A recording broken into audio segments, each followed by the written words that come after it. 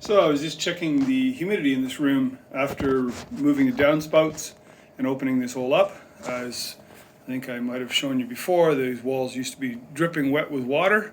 Anyways, the humidity stat now says it's at 52%. I just checked online and the weather station thing for this area says that it's around 50 right now. So, I mean, I think that the humidity problem in here is hopefully done. So we got to get forward on this, but yeah, I think we've solved the problem.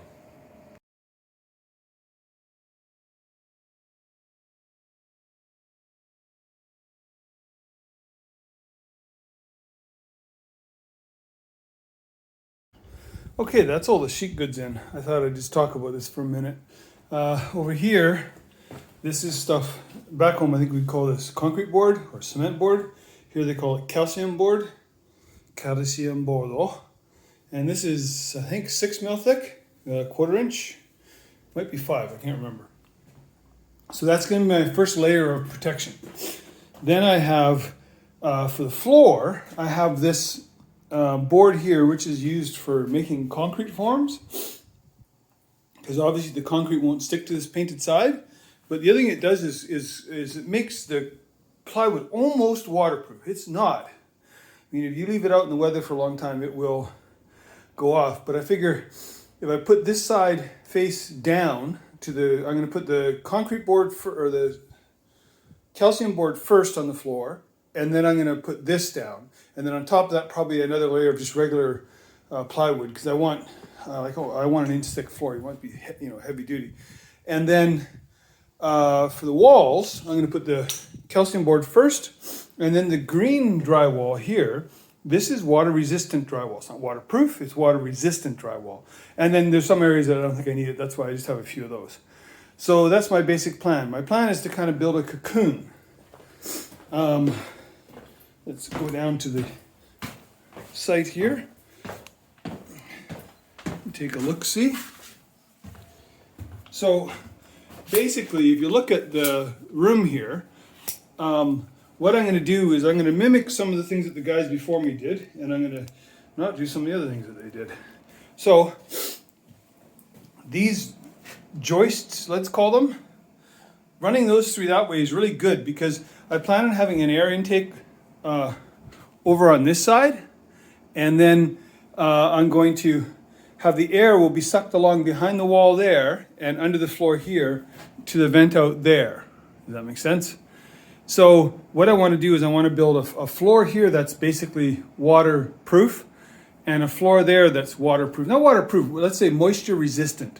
So that any moisture that comes through this wall will turn on the humidistat, and the humidistat will turn on the fan, and the fan will suck fresh, dry air from this area of the house, under the floor, along the wall, and out over there. And so this room should never get moist again. And also, of course, I'm going to put the sealant on the walls. So I'm kind of cocooning the problem, because there's no way we can get down and dig a French drain. It's just not possible. I'm wondering if I can see the label for this stuff here. Okay, that's the stuff that I'm going to put on. It's called liquid rubber home restoration foundation sealant, and it's foundation for the inside. It's specifically designed to use, you can use on the outside too, but it is specifically designed to use on the inside. It's water soluble and has low VOC or whatever they call it. Okay, back to work.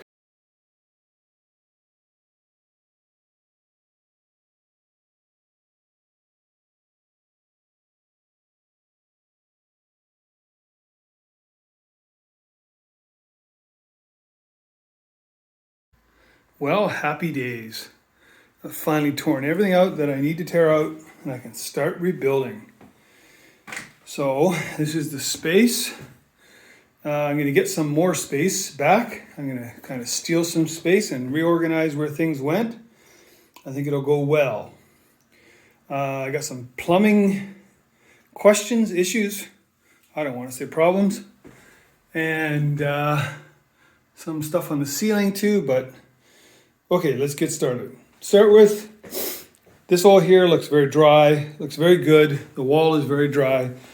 I see one tiny spot there and one tiny spot in that corner there that are still a little tiny bit wet, but I don't think it's a big problem.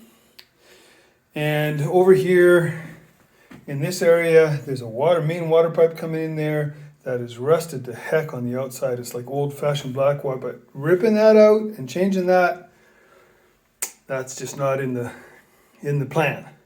What I think I'm going to do with that is I'm going to just encapsulate that in some, I'm going to treat it with that anti-rust stuff and then encapsulate it in the floor sealing stuff.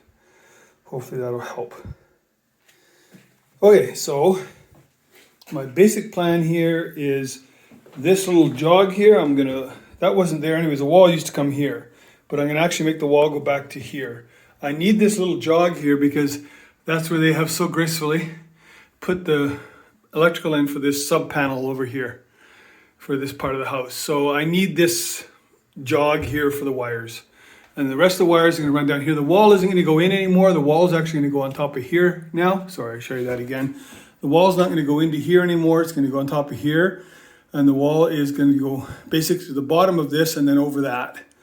And that will provide us with an airspace back here where we can move air if it ever gets wet again. And then the other thing is the wall is going to go to here.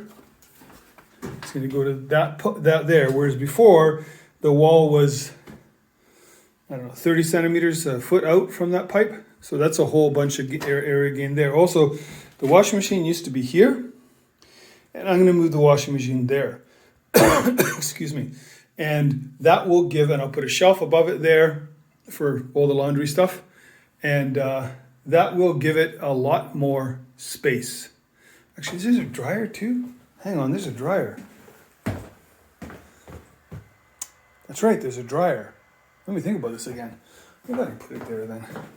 I'd really like to put it there because that would sure be a lot better use of the space if the washer and dryer were there. And then you had all this extra space here.